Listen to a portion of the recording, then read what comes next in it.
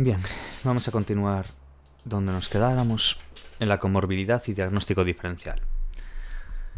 Vamos a ver si en este vídeo ya acabamos el tema. Los trastornos comórbidos más comunes son, en el TDC, estamos hablando, TDC y trastorno de la personalidad.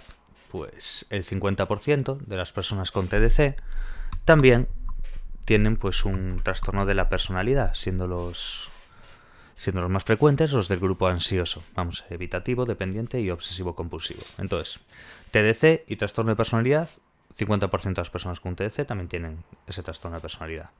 Los más frecuentes, pues, del grupo ansioso. TDC y trastorno por consumo de sustancias. La tasa se encuentra entre lo que sería un 30 y un 48%, siendo el alcohol la sustancia más utilizada. TDC y trastorno de alimentos. Trastorno alimenticio, y de lo que sería la ingestión de alimentos. La prevalencia de los TA entre los afectados del TDC es relativamente alta, entre lo que es un 10 y un 32,5. Ambos trastornos, especialmente la anorexia nerviosa, comparten pues ciertas características como esa insatisfacción con la imagen corporal, eso le pasa también a la anorexia nerviosa, distorsiones de la imagen corporal, la apariencia física como central en la evaluación del bueno, ya sabéis. También se diferencia pues, en lo que es el objeto de la preocupación, la proporción del hombre y mujer, más mujeres en TA, y la respuesta al tratamiento. En eso se diferenciarían, ¿vale? Entonces, TDC es dentro de lo que sería el TDC y los trastornos alimenticios o de la ingestión de alimentos, para entenderlo, ¿no? Y sobre todo, pues ambos, especialmente la anorexia nerviosa y demás. Pero bueno, es relativamente alta lo que es el TA afectados de TDC. Entre un 10 y un 32,5. En el consumo de sustancias entre un 30 y un 48. Y ya veis como en TDC y trastornos de la personalidad, sobre todo en los grupos ansiosos y demás, bueno, es el 50%. Es importante lo de las cifras, parece que no, pero nos lo pueden preguntar así también. Así que bueno, imaginaos un poco, nos pueden preguntar de todo. TDC y trastornos depresivos. La depresión mayor es el trastorno comórbido más frecuente, con la prevalencia vital entre el 36 y el 69%. La aparición de la depresión suele ser posterior al TDC y suele también ser el motivo de consulta de las personas con TDC, junto con síntomas de ansiedad. TDC y trastorno de ansiedad social.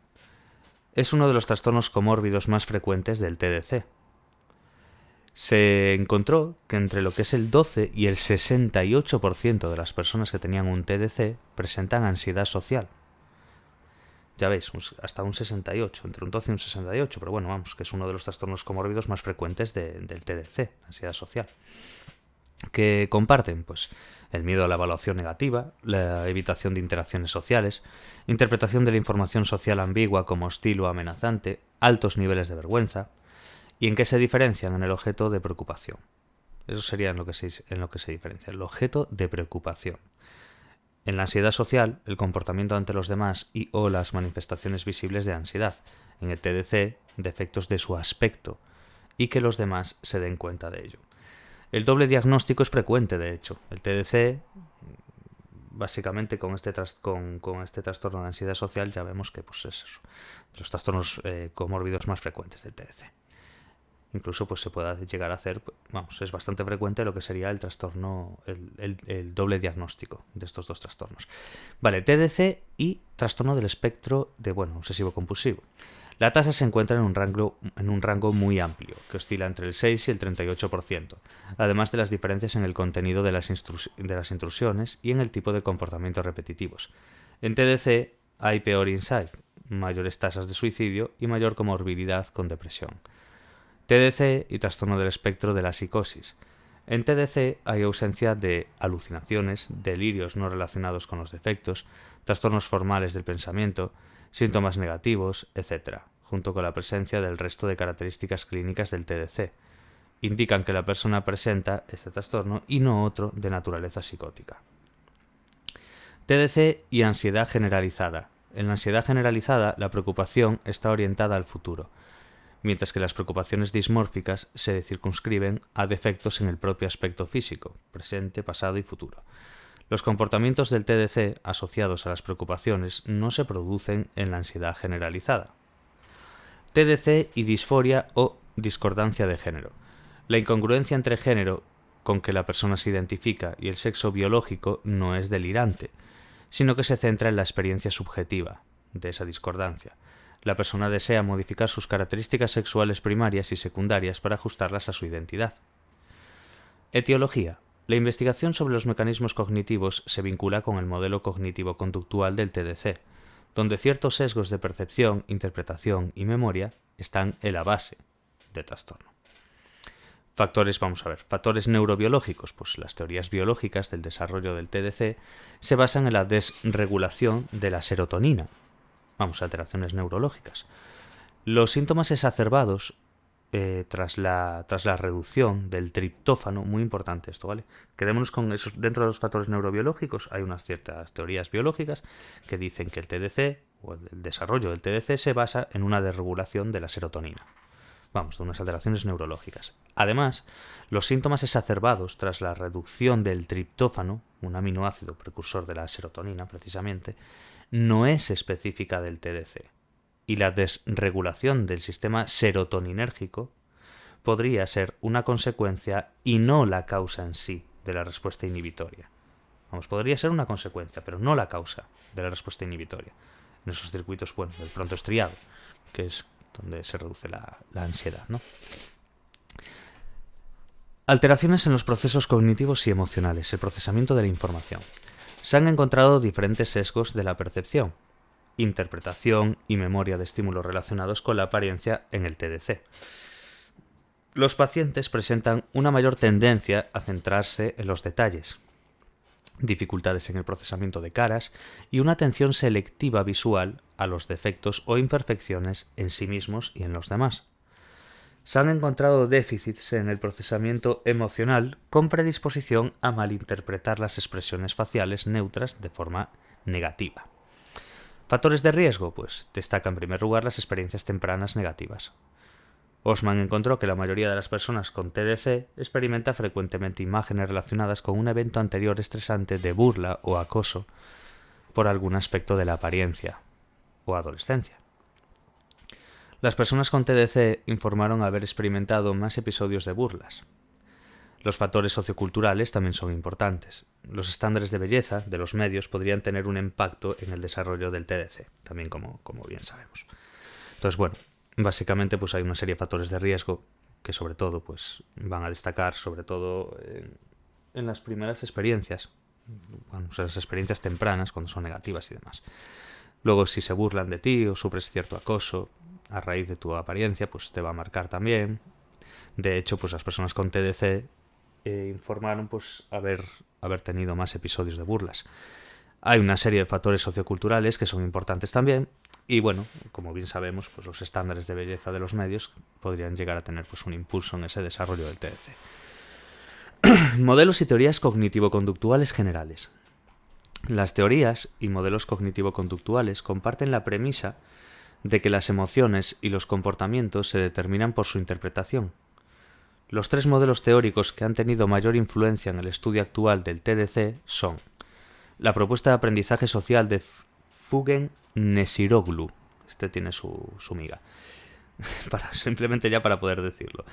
Hace hincapié en el condicionamiento clásico y operante y en el papel de los marcos relacionales en el desarrollo de las creencias en el TDC.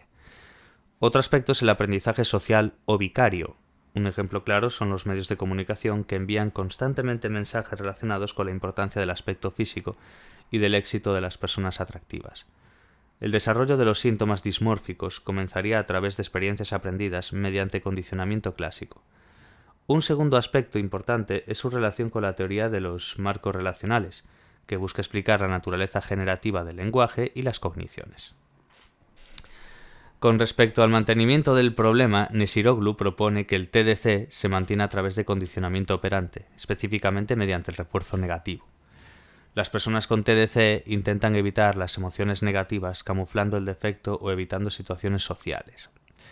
La propuesta de David Bale, centrada en las imágenes, los sesgos atencionales y los procesos cognitivos como la rumiación. También en el concepto del yo como un objeto estético, extrema autoconciencia y autofocalización en la imagen distorsionada. Primero, el ciclo comienza con la activación de la representación externa de la imagen corporal de la persona, el yo como objeto estético. La persona construye una imagen mental distorsionada de su imagen corporal. Esta imagen también suele ser vista como si fuese de otro observador, como ocurre en la ansiedad social y en la despersonalización. El siguiente paso es la activación de valores y supuestos acerca de la importancia de la apariencia. Si no soy atractivo, no vale la pena vivir. En el TDC, la apariencia define en gran medida la identidad, junto con la aceptación social, el perfeccionismo, la simetría o la juventud, que refuerzan el yo como objeto estético. Este modelo también tiene en cuenta las metacogniciones. La persona con TDC se preocupa principalmente por eventos futuros y realizan comparaciones entre los distintos tipos de imágenes, la representación externa, la imagen corporal ideal y la distorsionada. Las comparaciones repetidas entre estas tres imágenes, entre la representación externa, la imagen corporal ideal y la distorsionada, generan dudas e incertidumbre sobre la apariencia real. ¿Qué hace eso? Pues reforzar el comportamiento de mirarse en el espejo. Y cuanto más se mira, peor se siente. Y más se refuerza la creencia en el defecto y en la fealdad. Esto induce a un estado de ánimo depresivo. Ya veis cómo es una cuestión, como un círculo vicioso donde se va reforzando constantemente el comportamiento de mirarse al espejo, y esto va a servir para que el otro se sienta peor y se refuerce más la creencia de que el defecto existe y demás, ¿no? Entonces, bueno, otro componente importante del modelo son las emociones, entre las que destacan pues la vergüenza interna o el asco hacia uno mismo, hacia sí mismo, la vergüenza externa, que por el temor a cómo será evaluado pues por los demás, ¿no? Tristeza y desesperanza, tanto por el fracaso en conseguir los estándares estéticos como por las dificultades en el área social. Rabia y frustración hacia sí mismo y los demás. Culpa por dañar su apariencia, a sí mismo o intervenciones estéticas. Los comportamientos que realizan las personas en respuesta a las preocupaciones son uno de los factores de mantenimiento más importantes del trastorno. La propuesta por Sabine Wilhelm plantea un modelo explicativo general sobre el TDC. Este guarda semejanzas con el actual modelo cognitivo del TOC, la figura 5.2. Las personas con TDC reaccionan de manera disfuncional a imágenes y pensamientos. Esto se traduce en sesgos. Sesgo de atención selectiva, pues a los defectos físicos, pues separándolos de su totalidad, selectivamente, que provoca que se perciban como más importantes. Entonces es un sesgo de atención selectiva. Luego, sesgos interpretativos, como la sobrevaloración de la importancia del aspecto físico, con estándares pues muy elevados sobre la belleza. Sesgos autorreferenciales en situaciones sociales. Estos sesgos activan un estado emocional negativo que la persona intenta regular mediante comportamientos compensatorios, comprobación, ocultación, camuflaje de defectos, evitación. Estos comportamientos reducen el estado emocional a corto plazo, lo que es el refuerzo negativo. El modelo reconoce también otros factores: sensibilidad al rechazo, miedo a la evaluación social, experiencias tempranas, valores familiares y culturales o factores neurobiológicos y genéticos. Buena parte del modelo se sustenta en datos de investigaciones, pero estos datos no avalan el supuesto inicial ni sus consecuencias funcionales. Así que es importante, si se quiere establecer un paralelismo entre lo que es el TDC y el TOC, que hay que tener datos que lo avalen. Todas las variables que contiene el modelo asumen la idea de dimensionalidad o continuo, y hay pocos datos que analicen pues esa dimensionalidad de tales variables y su relación funcional con las preocupaciones sobre la apariencia. De hecho, vamos a ver ahora aquí, hay un estudio que hicieron con más de 900 personas. Vamos a ver ahora.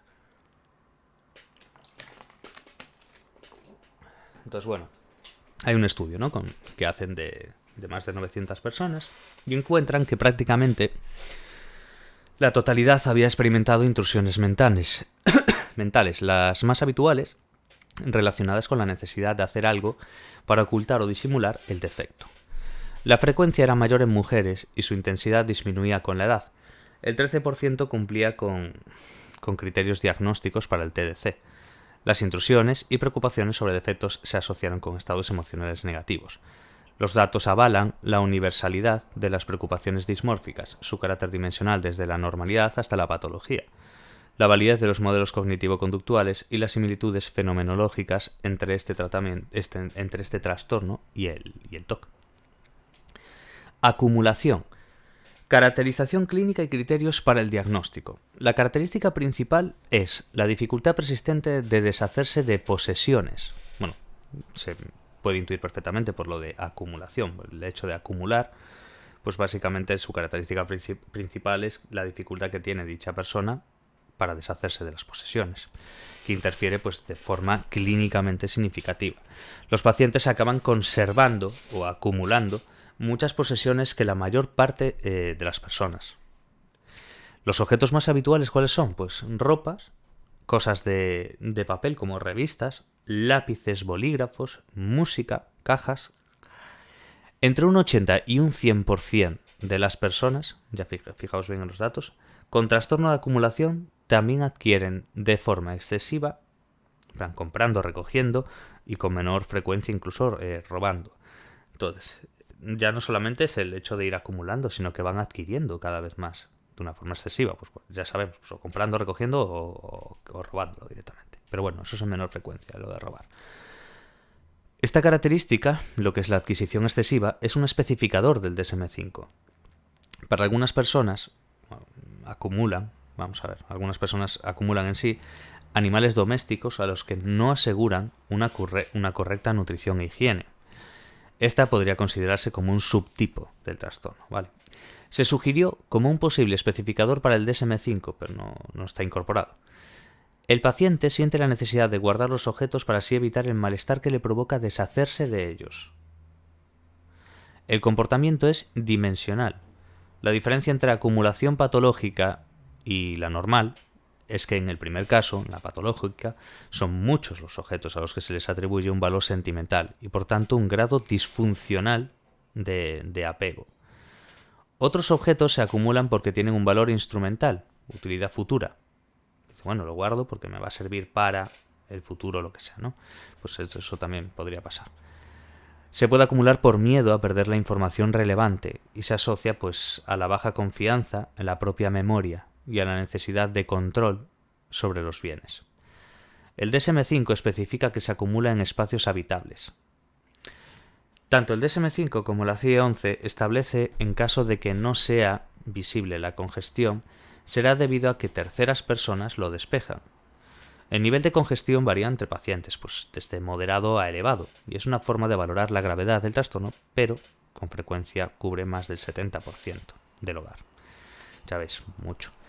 En casos extremos se asocia a situaciones de abandono o negligencia en el propio cuidado y a condiciones insalubres, lo que conocemos, imagino, casi todos como síndrome de Diógenes, ¿no?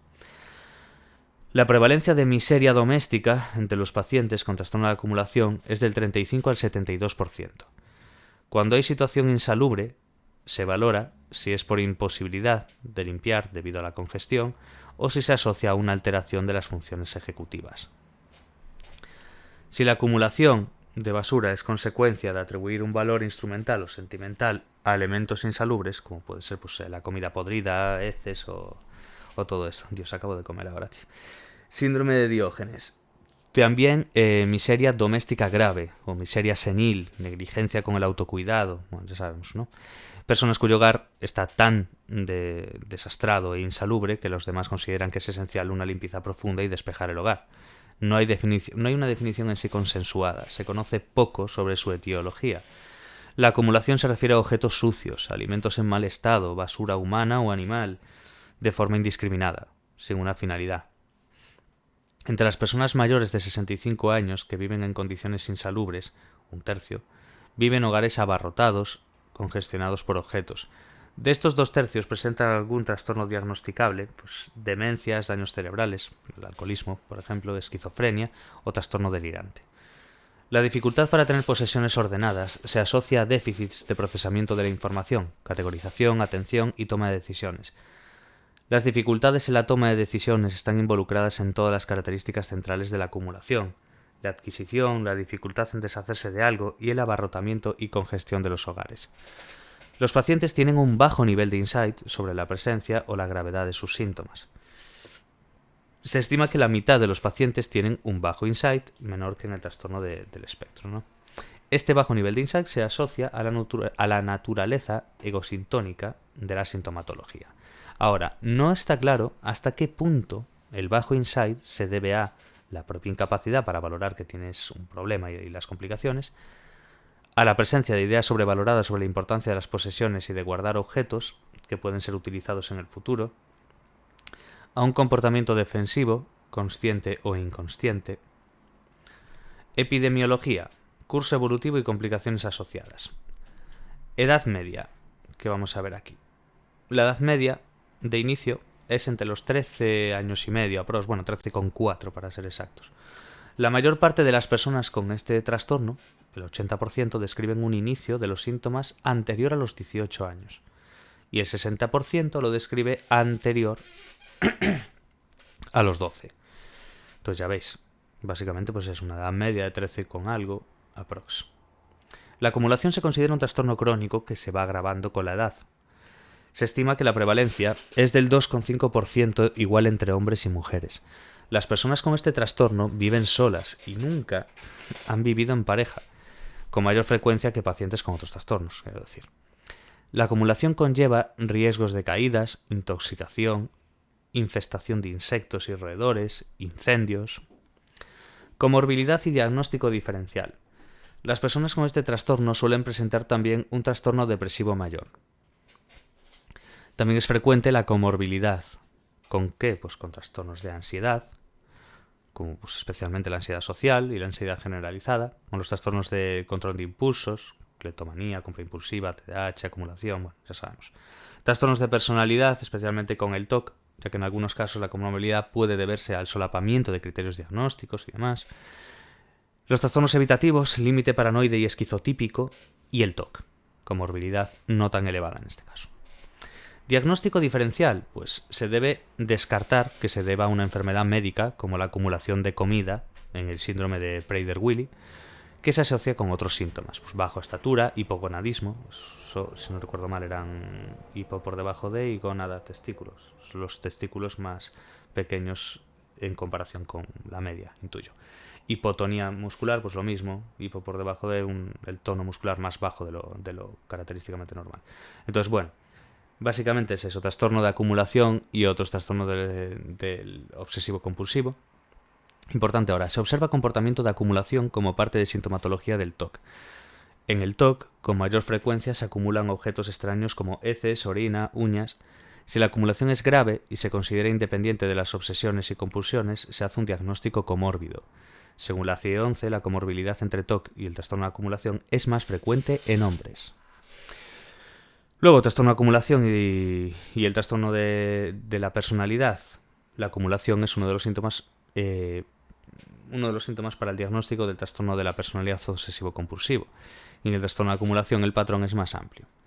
Trastorno de acumulación y trastornos depresivos y bipolares. Los comportamientos de acumulación pueden estar presentes en los trastornos del estado de ánimo.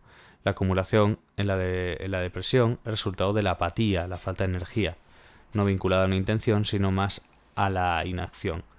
Cuando una persona del entorno elimina objetos acumulados, la persona con depresión no siente malestar. En episodios de manía pueden adquirirse objetos innecesarios, pero tampoco sienten malestar apreciable cuando deben deshacerse de ellos.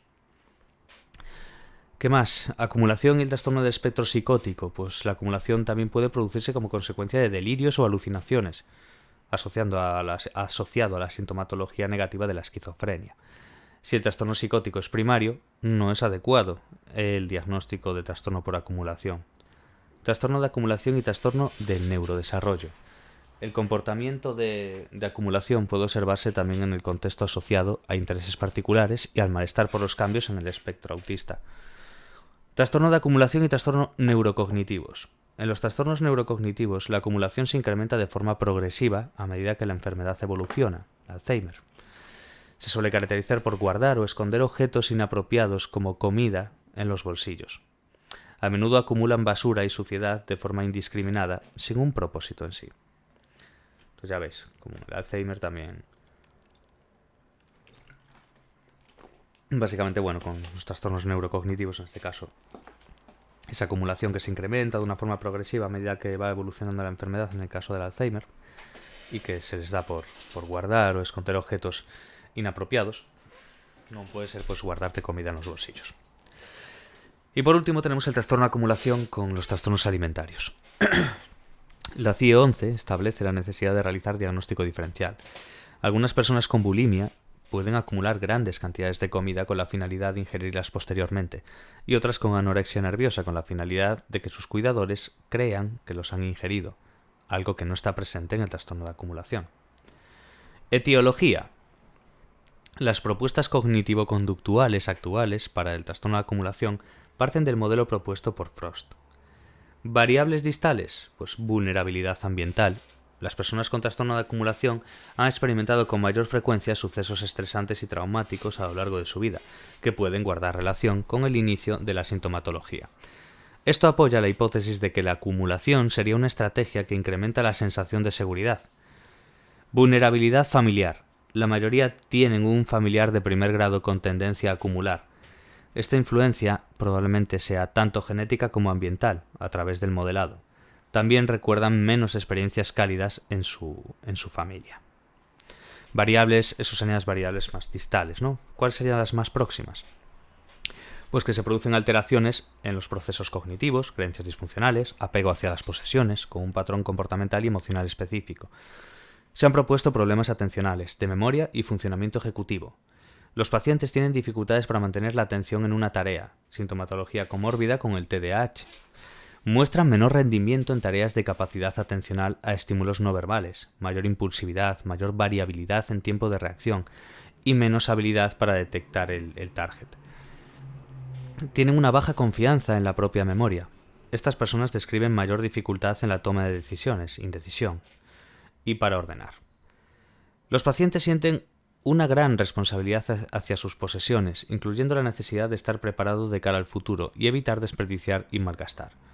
Muestran necesidad excesiva de control sobre sus posesiones. Utilizan sus posesiones como claves visuales para facilitar el recuerdo.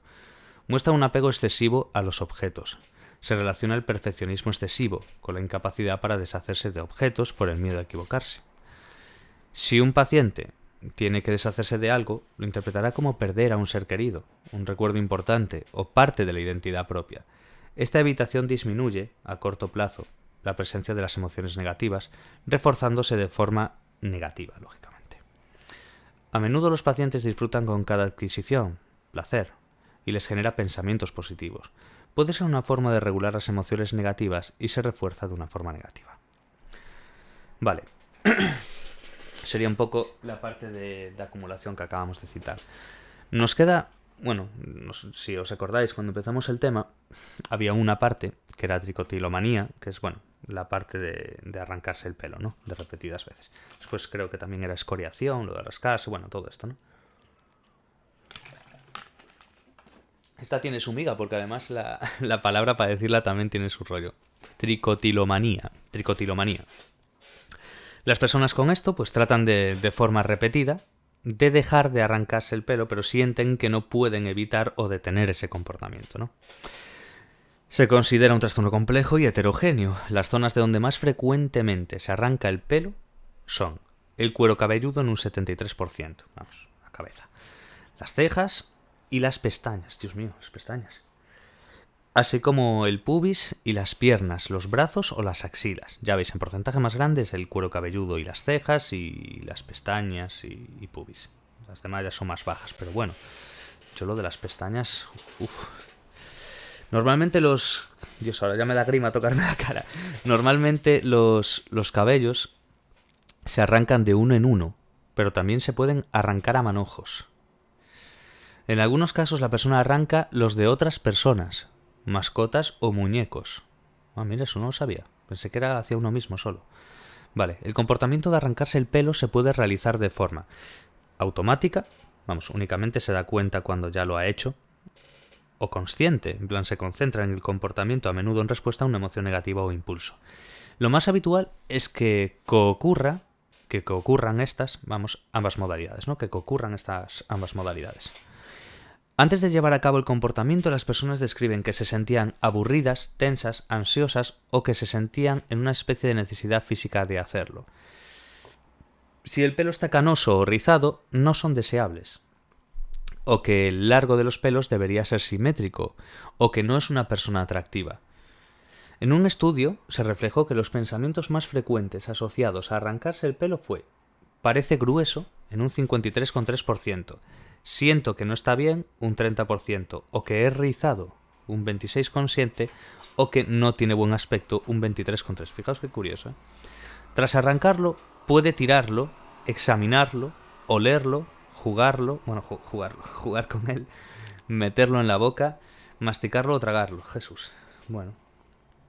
¿Ingerir pelo puede causar problemas gastrointestinales graves? Sí, se intuía.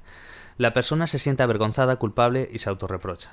A ver, debe ser duro. A ver, debe ser duro de cojones esto, tío. Parece, no sé, yo no lo ridiculizo, lógicamente, pero da la sensación de que saber, de que no, como si no fuese nada del otro mundo, pero realmente tiene que ser muy jorobado esto, porque ya fuera de arrancarte el pelo, de tal, pero ya el hecho de examinarlo, de incluso comerlo, o de ese pensamiento constante, tío, de tengo que quitarlo, o no tiene buen aspecto, o es rizado, o tal, eso te tiene que agotar, tío. Y luego, bueno, la parte de que comerlo te va a dar una serie de problemas gastrointestinales, claro. Entonces, todo eso, después de que ocurre, pues la persona se siente avergonzada, culpable y se autorreprocha.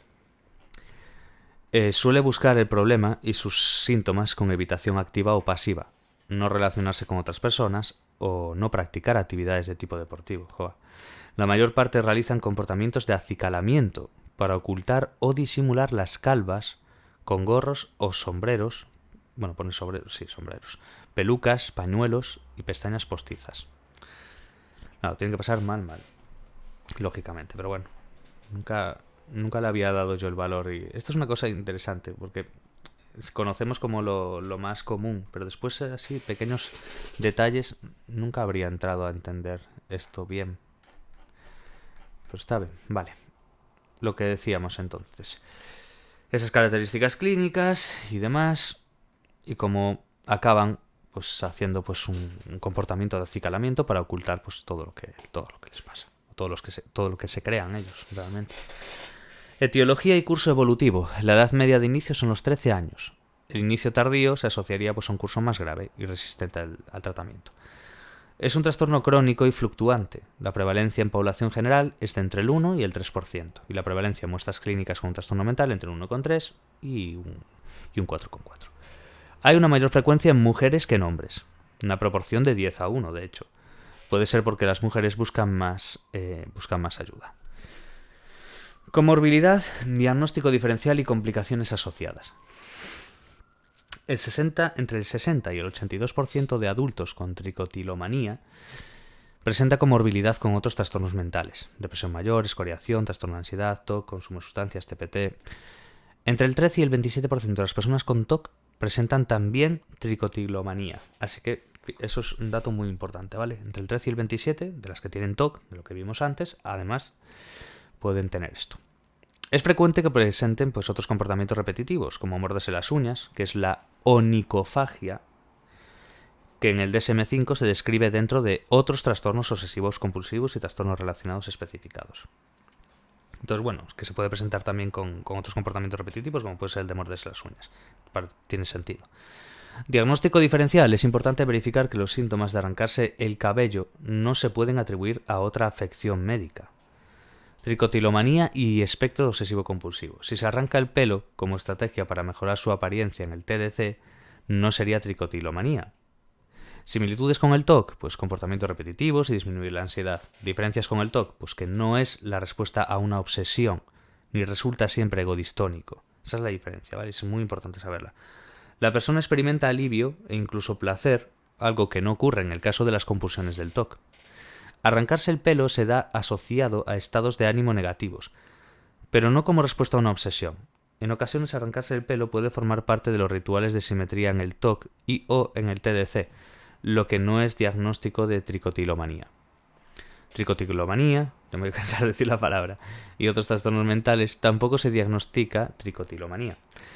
Si arrancarse el pelo ocurre en el contexto de un delirio o de una estereotipia. Si te pasa en eso, pues lógicamente no es que tengas eso, es que te pasa en el contexto de... Complicaciones físicas. Irritación o sangrado del cuero cabelludo. Síndrome del túnel carpiano o erosión dental por la manipulación del cabello con la boca, lo que es la tricofagia, que puede pues, tener unas consecuencias graves por las bolas de pelo, tricobezoar, por obstrucción intestinal e incluso perforación. La parte social y académica laboral son los ámbitos que tienen mayor interferencia. Etiología, pues los modelos explicativos suelen ser ampliaciones y extensiones de las explicaciones para otros comportamientos repetitivos centrados en el cuerpo. Vale, y por último, si no recuerdo mal, ¿ves? Escoriación, lo que os decía antes, lo de, rascarse, pellizcarse, creo que son varias cosas. Característica clínica y criterios para el diagnóstico. Característica central, rascarse, pellizcarse o arañarse la piel de forma recurrente, que da lugar a una serie de lesiones cutáneas y un malestar y una interferencia en varias áreas de funcionamiento de la persona. La persona intenta de forma repetida dejar de hacerlo, sin éxito. Muchos expertos lo relacionan con la tricotilomanía. La manifestación es heterogénea, hacia zonas de la piel normales o hacia otras como granos, costras, picaduras de insectos, nació 11. Las zonas donde más frecuentemente se produce el rascado incluyen la cara, en un 74,3, el cuero cabelludo, un 49,9, los brazos un 48,8, las piernas un 44,6, el pecho, abdomen y estómago un 40,5 y el interior de la boca, según el estudio de Tucker. En el mismo estudio realizado a 760 personas con escoriación, se observó que como media el rascado se producía en 4,73 áreas distintas del cuerpo. Aunque lo más frecuente es que la persona emplee sus uñas. Vamos, en el 94,6% de las veces se va a hacer, lo más frecuente es que sea con uñas. Con dedos, en un 76,8%, y también se emplean pinzas, en un 74,7%, o otros elementos como pueden ser los dientes o alfileres, pero bueno, la funcional buscan lo mismo, ¿no? Simplemente utilizan distintas herramientas, por así decir. Los comportamientos de rascado, 83,9, apretar, 80,7 y hurgar, 73,6 eran los más frecuentes. Al menos un 25% empleaban también otros métodos como frotarse, arañarse, pellizcarse, morderse o masticar su piel. Los episodios se dan dispersos durante el día o en periodos menos frecuentes, pero más sostenidos, varias horas al día con conductas de disimulo. El tipo de comportamiento de rascado puede ser automático o consciente, o ambas modalidades. El inicio suele asociarse a la presencia de granos, picaduras de insectos, heridas, costras. Antes de iniciar el comportamiento suelen experimentar emociones negativas, ansiedad, tensión, que disminuyen tras el mismo. A veces la persona juega con la costra o se la traga. Dios, qué palabra más asquerosa, tío, costra. Es que me suena fatal, ya solamente el decirla ya... Vale, todo esto se asocia a la vergüenza y a la culpa. Los pacientes solicitan ayuda a dermatólogos por desconocimiento o incapacidad para afrontar el componente psicológico, demorando así el tratamiento adecuado y agravando la situación. Epidemiología y curso evolutivo. Es frecuente el inicio en la adolescencia, con el acné, de hecho, pero también en la edad adulta. No solamente es de la adolescencia, pero bueno, es más frecuente en el inicio, ¿no? De curso crónico y fluctuante puede desaparecer y aparecer durante semanas, meses o años. Prevalencia, entre el 1,4 y el 5,4. Con mayor prevalencia en la mujer. Buscan más ayuda. Los factores culturales estéticos pues influyen lógicamente. Comorbilidad, diagnóstico diferencial y complicaciones asociadas. Comorbilidad con el trastorno bipolar, depresión mayor, TOC, TDC, trastorno de ansiedad generalizada y otros trastornos que implican una serie de comportamientos repetidos centrados en el cuerpo. En la adolescencia, cuando aparece el acné, no se establece un diagnóstico de escoriación. Ahí no, lógicamente porque tienes acné, entonces va un poco ligado al hecho de que también te rasques, de que también tal. Entonces, si tú tienes acné o estás en la adolescencia, no se va a establecer un diagnóstico de escoriación. Diagnóstico diferencial. Valorar si el daño de la piel se debe a los efectos de determinadas sustancias. No se aplica un trastorno de escoriación si tienes un trastorno inducido por sustancias, si tú estás tomando ciertas cosas, bueno, ya sabéis. Descartar que se debe a alguna afección médica subyacente. Las afecciones dermatológicas pueden precipitar el trastorno. Entonces, se descarta también si el rascado se debe a otro trastorno mental. Escoriación y espectro obsesivo-compulsivo. Si la persona se daña la piel de forma esporádica para mejorar su aspecto, TDC, no se diagnostica escoriación. En el TOC también se producen lesiones por lavados excesivos. Escoriación y espectro de la esquizofrenia. Si el rascado es en respuesta a un delirio, pues bichos, parásitos, no se va a hacer un diagnóstico de escoriación tampoco. Escoriación y otros trastornos, pues no se va a diagnosticar si el rascado forma parte de un trastorno de movimientos estereotipados o como resultados de una autolesión. Complicaciones asociadas, pues hay unas alteraciones cutáneas, infecciones, ulceraciones, cicatrices. También una desfiguración, la septicemia. interferencias a nivel psicosocial y laboral escolar, puede tener también pues un coste sanitario y económico. ¿Cuál es la etiología? Que es lo último que nos queda, ¿no? Sí. Etiología. Y ya acabamos el tema, por fin. Es que es larguísimo este, macho. Este de trastorno obsesivo compulsivo y los trastornos relacionados es...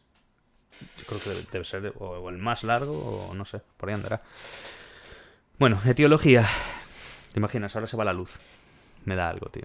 Etiología. Las causas son especulativas. Probablemente son el resultado de la interacción entre diversas variables de vulnerabilidad.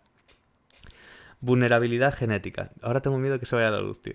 Vulnerabilidad genética y variables neurobiológicas. Se han observado en tricotilomanía y escoriación, que son más frecuentes en familiares de primer grado de pacientes con tricotilomanía. Hereditario, vamos.